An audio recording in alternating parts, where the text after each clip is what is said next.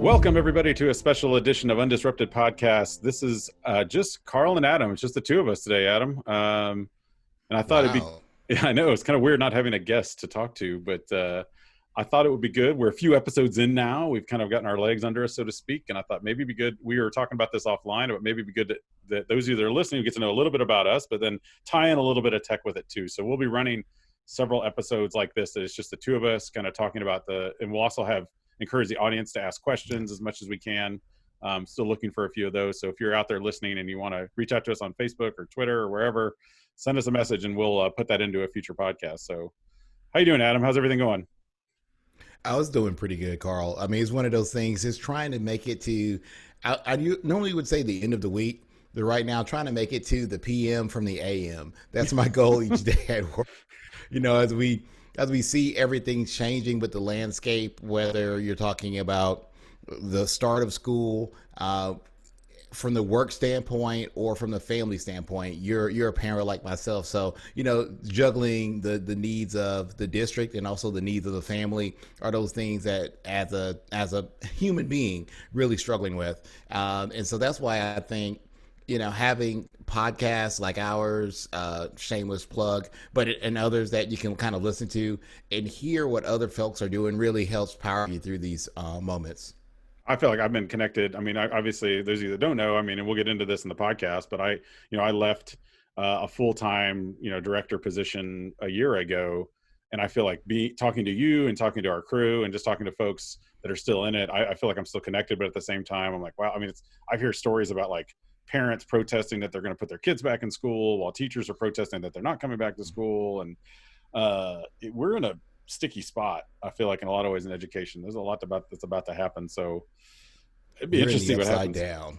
We are. This is the upside down. That's right. This is definitely, I've seen some Stranger Things, but this is definitely right up there, right? So speaking of Stranger Things, let's do a little one-on-one interview. Both of us, we'll go interview each other back and forth. So I'll start with the first question.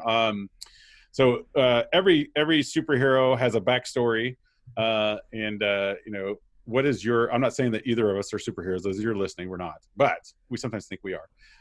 What's your backstory? Like, tell us your backstory. What got you involved in tech? What got you inspired to be in this? Well, in a word, you have to start me off. You got to have in the a world narrator where Adam only survived. Yes. Yeah. He was given nothing but a USB. And I know. Yeah. And a zip drive. Remember those? The zip drives. Yes. Well, to really start talking about my education technology backstory is really just getting into education as a whole. I was one of those kids coming out of high school when I got to college, attended Tuskegee University. I knew I was a AB kid, probably could have been an A kid if I really, focused, but it's like, why study when you could just, do your deal and get A's or B's or whatever. Get through it. Yeah. So, when I got to college, I knew I was going to do something that kind of helped people. I was focusing in the area of, what was I doing? Occupational therapy. And I was doing pretty good in one of my math classes, and some students next to me noticed, they're like, oh, wow, you did pretty good on that assignment. You mind tutoring me? Well, it helped that they were all young ladies. And so... As College of Ed generally is, yes. Yeah. So... I decided to study, and then they were like, Adam, you're doing an amazing job tutoring. Have you ever thought about education? Because you explained it better than the professor. And I was like, no, I didn't. And it just made sense for me. So that's when I made my switch from occupational therapy to education. And actually, I didn't choose math. I chose science because I knew I wasn't that good in math. It just was one of those classes I just happened to be doing good in. But from there, during college, I got my first MacBook through a grant through the United Negro College. And it was a Bryant Gumbel Walt Disney World Scholarship. And it was an amazing story. One of those semesters, my mom was going through breast cancer. So she was out of work at the time. I was struggling to get my tuition. And out of the blue, I got this scholarship. Didn't know where it came from. Grace of God, I got my scholarship. I ended up going to Walt Disney, made all these celebrities, and part of our package was getting a laptop computer. And we had AT&T or Bell South Yeah. to dial-up internet for the next 2 years on our devices. And so it was an iBook, Blueberry. Oh, And oh yeah, I yeah, yeah. remember those. And so I started doing all this stuff with it, and I was like figuring out how I could change the way we were doing things in our program. Back then, we had to have the big notebook for our end of the year portfolio, and I was like, could I make it digital? And they're like, what's that? I was like, I could take my PowerPoints and all these things we had to type up instead of printing them out. I could put them on CD drives for you guys, CD-ROMs. So Burn like I them. had You like, burn them onto a yes, CD. yes, Read write CD-ROMs. I yes. remember those. Yeah. And so I had like a little jacket of those things, and I turned it in as my for my final. And it was one of those things where that kind of started me on my technology and education path. And so as I started teaching, I was always that teacher looking for ways to incorporate the scan converter and the laptops. And we doing labs, and I would do the lab with the. I'm gonna take you back on this one. Those cameras, I think it was it Sony that had the 3.5-inch floppy that you would slide in. Oh yeah, the big Yeah, giant camera because you had to have a floppy yeah, disk. yeah. Yeah, yeah. And So you I could would do get the maybe 10 pictures on that dang thing because it's like yes, I mean, the floppy could only hold so much, right? It was like 1.44 yes. meg or something. Yeah. So I would do like the dissections the day before on that. I'd make the presentation. So I was always thinking about those ways, and other teachers were like, "Hey, Adam, can you show me how to do that?" And I realized that not every teacher was doing those same things that I was doing in the classroom, and there was an opportunity to kind of really amplify that in other spaces. So then I started working with other teachers, and then one thing led to another. Then I started spending more time out of the classroom than in the classroom. Positions opened up for me to become work in instructional technology through Title I, and then instructional technology director to now director of media services to my district. So, it's just one of those things where the technology bug bit me early in my educational journey, and I just kind of kept pressing through from there. And, now I'm here doing the Undisrupted podcast with Carl Hooker. I mean, the world is my oyster. I think we actually, even though I didn't know that about the occupational therapy, I think you and I followed with similar backgrounds in that sense. Cause I started out as an architectural engineer. So I went to University of Texas as an architect. I got a scholarship to be an engineer, and I'm a quarter Hispanic. And so at the time they were giving scholarships out for people of minority, and you only had to be 1/8. And so I was like, my mom's like, you need to put that in your application. I was like, no, I don't feel right. But so I did. And so I actually got a Hispanic scholarship to go to UT. And I did engineering for a couple horns. Hook 'em. Yeah. I did engineering for 2 years, and then absolutely realized I hated it. I was just like, I don't know what it was. It wasn't the math and the science. It was so black and white. And I was like, there's no creativity at all. So I quit, and I was about to drop out, and my dad's like, well, you better, get your stuff together, figure this out. I was like, all right, I'll figure it out. So I switched to drama, which was like the most opposite thing I could think about at the time. And so for like a semester I did drama. And so I was in drama classes, and it wasted, so to speak, a half a year of college. But I use some of that stuff today. I use it in presentations. I use it when I'm on stage. I mean, there's still some of the techniques. So I ended up going to education like you, and just kind of fell in love with it. And I was teaching like early in my career, and I remember it was like 98 to 99, right around the turn of the century. And there was like everything was CD-ROM. Like, and I was teaching first grade at the time. So you had like Reader Rabbit, and Oregon Trail was pretty much gone. There wasn't much of that anymore, but you still use things like that. Where in the World is Carmen Sandiego? And this teacher next door just kept coming into my room, and she's like, hey, listen, I will read to your class, just go. And I think I said this on one of the other podcasts too. Like, I'll read to your class, just go next door and take care of my computer, take care of my printer, fix my PowerPoint. And then all the other teachers started saying it. And eventually I was like, you know what, this isn't going away. So I had an opportunity to move campuses, and a principal wanted, we had a campus that was struggling on the east side of town, and she wanted to bring in a team. And she's like, will you come over and teach first grade? And I was like, no, I won't teach first, but I will go. But I want you to create a position for me to basically do some sort of technology enhancement curriculum. I'll teach a computer lab pre-K to 5. And that was amazing. I loved it. I fell in love with it. And I was teaching little kids. I mean, they didn't speak English. There were moms that I was teaching after school that I was like teaching them. They were teaching me Spanish, and I was teaching them computers. And it was awesome. And so I got hooked after that, and then kind of worked my way through the system. And with the Eanes job that I got, not a lot of people know this, but I got that job because of a poker game.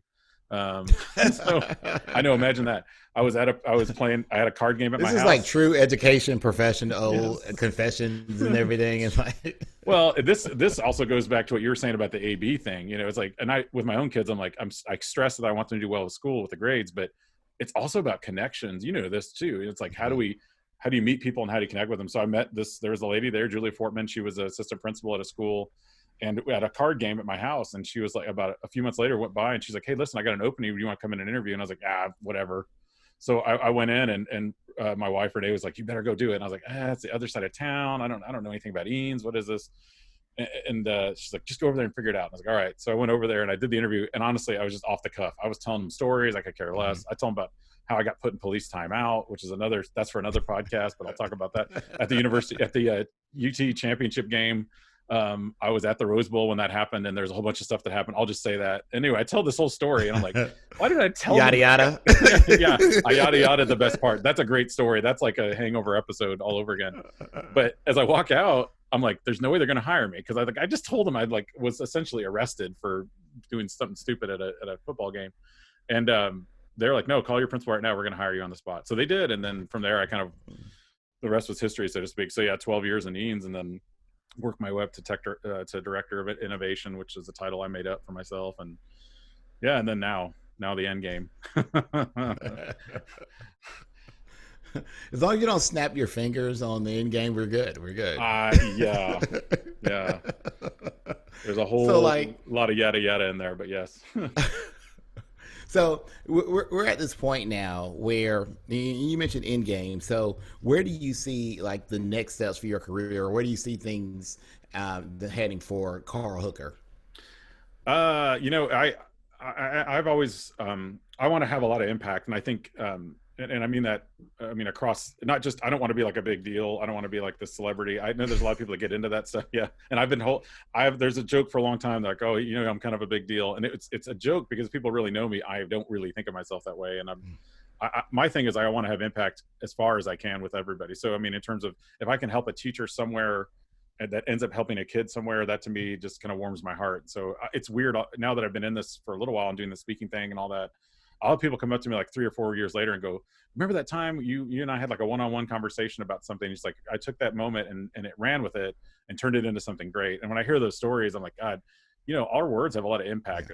And teachers too. I tell teachers this all the time. It's like, how you say things, and how you like, if you're struggling with technology in your classroom and you just go, the stupid smart board, whatever, like that's sending a message to your kids. And so I always talk about the power of voice and language and what that means so for me, that's, you know, my end game is just like continuing to kind of spread that out. I definitely, I like to dabble in lots of things. You know this. I DJ, I do MC, trivia nights, poetry slams. I try to kind of stretch myself. So I'm always interested in doing those kind of fun things too, if they can kind of tie back to education. But for me, it's like bringing back joy into education. That's kind of like my end game, as much as I I mean, can. that's so funny. You brought that up, how the power of our words. Because I remember this was after I left Georgia. That was part of my yada yada. I left out of my story. I spent A little window there that we skipped years. over there, but yes, you left and then came back. Yeah.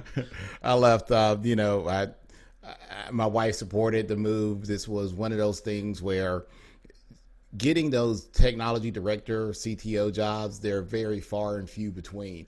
And, you know, we talked about the lack of diversity in these positions. And so when those opportunities come up, sometimes they can be in the middle of nowhere, but you got to take them and make the best out of those if you can. So I had a great opportunity to move to Kansas City, Missouri. And I was out there for 3 years and did some work. And I had the opportunity to come back to Georgia, actually the district that I was previously in, when my predecessor retired.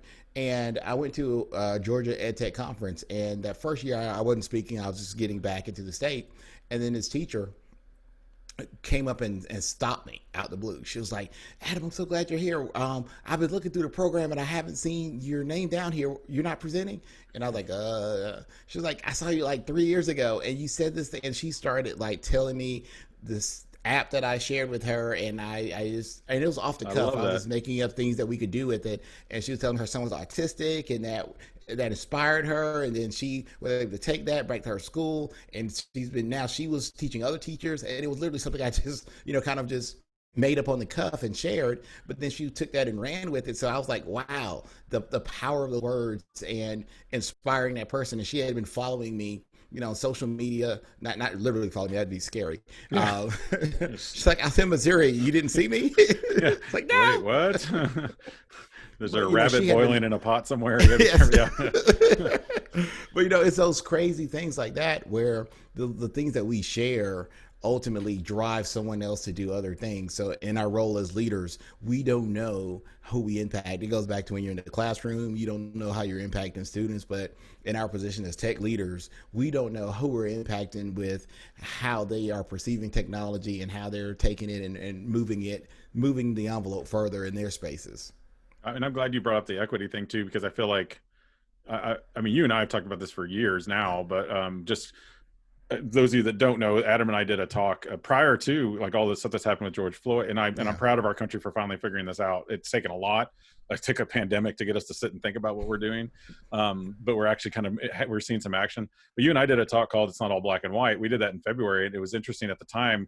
A lot of people came up to us afterwards and are like, hey, "We need to hear kind of the perspective of it can't just be people of color. It needs to be everybody kind of involved in this." And I think that talk, that to me opened up my eyes, and just the conversations you and I have had offline about everything, about raising your kids and about how I like, we even joked about it in the presentation that we did at TCA last year was, if I'm getting pulled over by a cop, I'm like, what did I do? I'm like giving them attitude, and you're like hands on 10 and 2, I'm not moving, I'm not doing it. And I'm like, wow, it's just, that perspective to me, I just continue to be enlightened by it. So I love those conversations. I think that's another part of the end game for me, at least, is to continue to figure out how do we bring that out, kind of bridge that gap of equity. Yeah, and that's one of those things that I've been a big proponent of, is definitely increasing the diversity of our voices that we're sitting at the table when you start talking about making decisions, whether it's one to one. And I always say this math problem one to one, but it's that digital learning. You're a big voice in the area of mobile learning, so what does it look like when you have those devices, and the curriculum, how that looks if you don't have those diverse voices in the room when it comes to selecting your devices, selecting your digital resources, selecting what that implementation, that rollout, that support looks like, then you're really missing the boat on that. And so that's why I think it's very important when you start getting to that cabinet, CTO, director, whatever you want to call it level, that there is a wide range of voices in the room, because we've joked about it. I do like hashtag Minority Report, where there have been multiple Yes. events that I've been at, and I am the You'll person send of me color. pictures of it. Yeah. I'm like, he's like, what do you notice? I'm like, geez. Yeah. I mean, and I And felt, these aren't like mom and pop events. These are national events where yeah. supposedly they're pulling individuals from all over the country to attend. And I have a hard time believing that all the other people of color are busy. Um, so that's Yeah. just, that's just one of those things where we have to make sure when we are in these positions that we are intentional with that work. So when we start talking about end game, for me, it's definitely stirring up the pot and making sure that people are taking notice of those things and being intentional about that work and diversifying because we have power in our diversity. So we want to make sure that we're amplifying our voices and increasing that power. Yeah. Well, I feel like we could go on. We could probably, well, I feel like season 2. Whoa, I didn't want to drop a spoiler there. Season 2, if we get into that, I think we really need to tackle that. I feel like that's something that we need to, right now we're really kind of COVID, right in the front of our heads. So Yeah. we're going through that. But I feel like the next step for us and how we bring people into this is like, how do we really challenge those gaps and those equity issues? And because they've been out there forever. It's funny now, I see a lot of people, I not a lot, but I will see an occasional tech leader kind of, doing a victory lap about handing things. Oh, I just handed out all these devices, finally. And I'm like, why did it take you this long? It's like, I mean, I'm glad, don't get me wrong, but don't do victory laps now. I mean, this is not the time for that. I feel like in some ways too. Yeah, I don't know. Yeah. Let's, But then we do that, and then we forget about the connectivity component, which is another conversation we're going to have on the podcast. We start talking about connectivity. So yeah. we're just dropping all these carrots and Right. these breadcrumbs, going to lead everybody back. So make sure you subscribe. connectivity, equity. Yes, Carl, how he got put in police timeout. I mean, all these little stories will come back, I'm sure. Well, let's change up. Let's do some fun little questions here to wrap this one up. So, hobbies. What kind of hobbies do you have? The viewers out there, you're a tech leader. You working, like you were just saying, you're trying to get from AM to PM in your day. What is it that you do to relax? What are some things you do to relax? Gosh, and here's those things. I am definitely, when I'm not at work, I am a homebody. I enjoy the Papa Bear time where I'm sitting on the couch, and I know you enjoy this as well when the kids just hop on your lap and we're all watching the movie and all that stuff. But when they go away, the one thing, and this shows you how lame I am. Me and my buddies from college and stuff, we are all about the same. We'll just get on the Xbox and play a little Call of Duty or something. I mean, that is yeah, because all of us will retreat to our little man caves or rooms or whatever the case may be, and get on Call of Duty and just talk. It's just like, hey, we just need time as dads to unwind. We need time as professionals where this is just mindless fun, and we spend an hour or so just killing time, and that's like literally this killing. Yes, not time. Yes. Not productive. It doesn't move the conversational needle forward any. But you got to have those things that just they don't help you do anything. I'm not going to lie and tell you it creates my better hand and eye coordination. Nah, it's whatever. But that's just that one thing that just takes my mind off of the AM to PM, as I mentioned earlier. So what do you do? I enjoy the same thing you're saying, like coming home and just kind of having, coming home. I've been here for, I don't know, we all have been 163 days now. I think I've been at home since March 13th. Yes. March 13th, Friday the 13th. I enjoy that time with the kids, and we're getting into like Survivor now. We used to watch it always when it was on early. And you want to talk about a show that's going through some diversity challenges? That's a show that is. So we've been going back and rewatching like old episodes, old seasons that they've never seen. And that's been kind of fun. But for me, it's like I like to play golf, but I haven't played it. I don't play very well. It's more of just an excuse to go out and talk and socialize with friends from a distance. It's a good safe distance, social distance sport. But poker for me, I mean, it's a big one too. I like to play poker, and that's obviously playing poker. You and I have played in the game, together with a bunch of guys when we used to all be able to get in the same room physically. But so now I've been playing online a little bit, just a little home game, just for fun. Because it's not legal to play online otherwise, but except unless you're in New Jersey, I think Delaware or Nevada. But I'm not even going to ask why you know the states like that, but continue. I was put in police timeout. I know some things about law.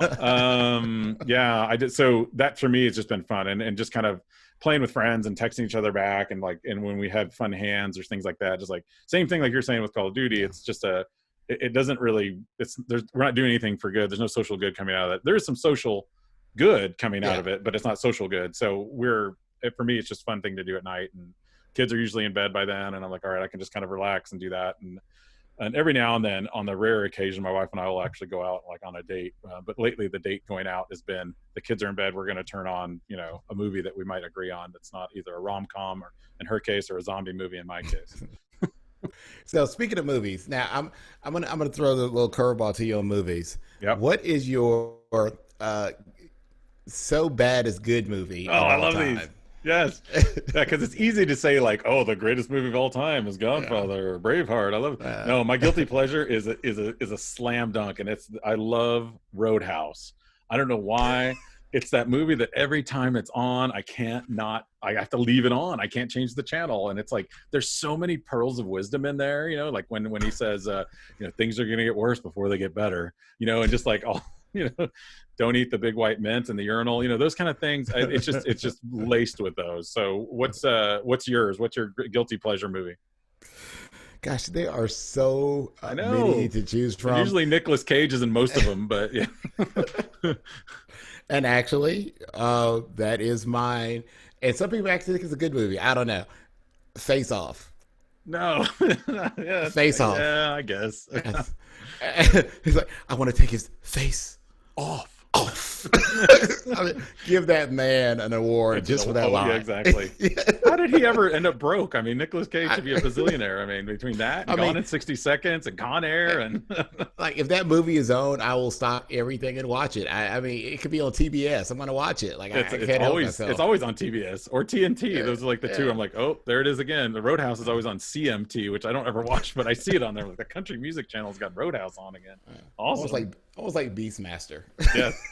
Oh, now we're going. Yeah, we're gonna a whole nother episode, folks. Yeah, get ready for when Adam and Carl review the movies of the '80s. Yes, that's really fun. So in movies, who play? So last question. Let's wrap this one up. So who plays you in your movie, the autobiography of Adam, the Adam Files story? Who plays Adam?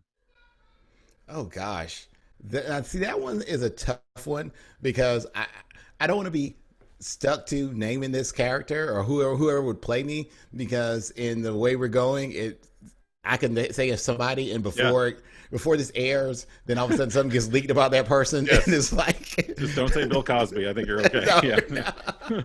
No, let's see. Probably I would say who would play me in a movie. Just for the entertainment value of it, I'd love for Dave Chappelle to play me in a movie. Oh my God, that would be awesome. Just for the sheer entertainment factor, I would love for Dave Chappelle to play me in a movie. I mean, just be, it's not that we look alike or anything. I would just love for Dave Chappelle to play me in a movie. I would love for you guys to actually do like a switch. So one day he actually would come to work and just be you, and to see how he would handle all the things that you have to deal with. What are you talking about? And like someone coming over and yes, it would be crazy. And then also have a side character. Kevin Hart would be the sidekick in there for whatever, because he's just the universal sidekick. Yeah, he just has to be there. Yeah, it's like Jack Black too. Same thing, you know. Yeah, just something like, oh my god, what are we gonna do? Oh, internet's out. Internet's out.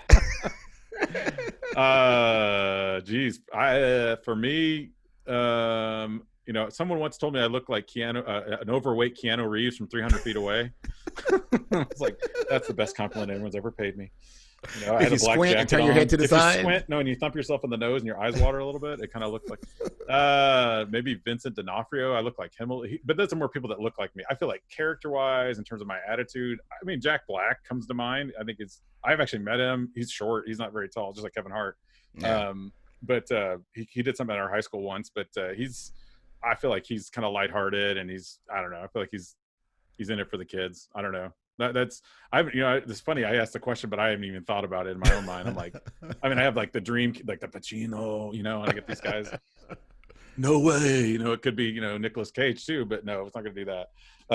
Or that could have been Keanu again. Yeah. Whoa. So with that though, with that character, so what kind of movie is it going to actually be?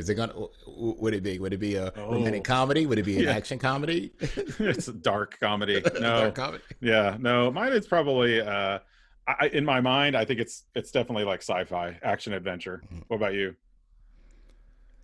Even though we're talking about movies, I think my life is a sitcom. Yeah. I mean, really, it's a laugh track. You just want to look at the camera. There's that moment where he's like, yeah, yeah. No, I think sitcom is probably right for both of us. Honestly, in my mind, I'm like, I'd love it to be sci-fi. It has nothing to do with sci-fi. It's more sitcom. It's a show about nothing. Yeah.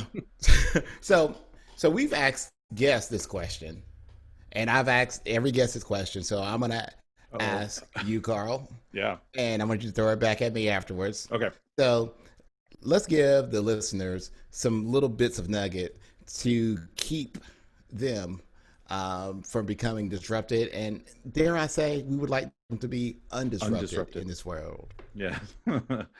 So my words of wisdom for people out there is that there has never been a time in our lives like this. And I think hold value to that, like actually take into account all the things that are happening in your lives, with your family, and cherish those things, but also know that there's opportunity and action that can come from this. And I think that's what we need to be really thinking about as educational leaders out there.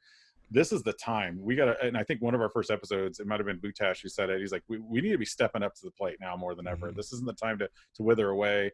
Anybody can steer the ship when the waters are calm. I mean, this is the time to get out there and actually have some actionable change. We need to be super creative right now. So we need all the creative minds and innovative minds. We need to have a growth mindset. This is not the time to shut things down. Let's open up the doors to all possibilities. So for me, it's like go out there, be open to things, and just start to create and innovate. I feel like it's always I love the ideas that people are coming up with for schools in the fall, and it excites me. So I get a lot of energy out of that. So I would say as a school leader, yeah, that's, I mean, hold tight to that, and then keep that creative element like in the back of your mind and go, let's just move forward with it. So what I about like you? it. How are you going to keep people undisrupted?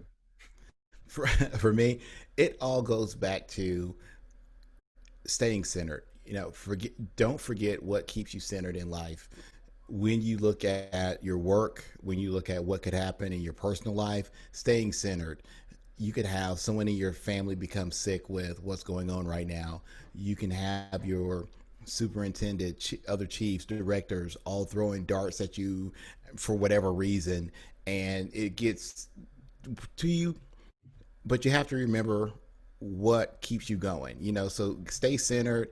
If you're doing this for the students in your community, you have to stay centered on that. You have to stay focused on what drives you each day, because things are going to constantly be coming, pushing you left and right. But just staying centered, I think, is remembering your why and staying centered in life is so essential, because that's not even dealing with your work, but in your personal life. So for me, finding that component, staying centered, is essential for becoming a person that can weather the storms that are going to, because we have the storm right now, and it's going to be something else that's going to come next. So just remembering your why and staying centered, that's my little bit that I would like to leave people with to keep them undisrupted. I think I've heard a speaker once talk about that. Like, what is your why? He also said something along the lines of be salty, if I remember. Yes. Also, be salty and remember. Yes. Yes. Well, folks, this has been a special episode. I think we went longer than we wanted to on this, so we may chop it up or keep it a single one. But I hope you guys got a little something out of this. This has been the Undisrupted podcast, brought to you by Future Ready Schools. He's Adam, And he's Carl. Remember, we're better together. and we're better undisrupted. Undisrupted. Oh. This podcast is made possible by the generous support of Amazon Web Services.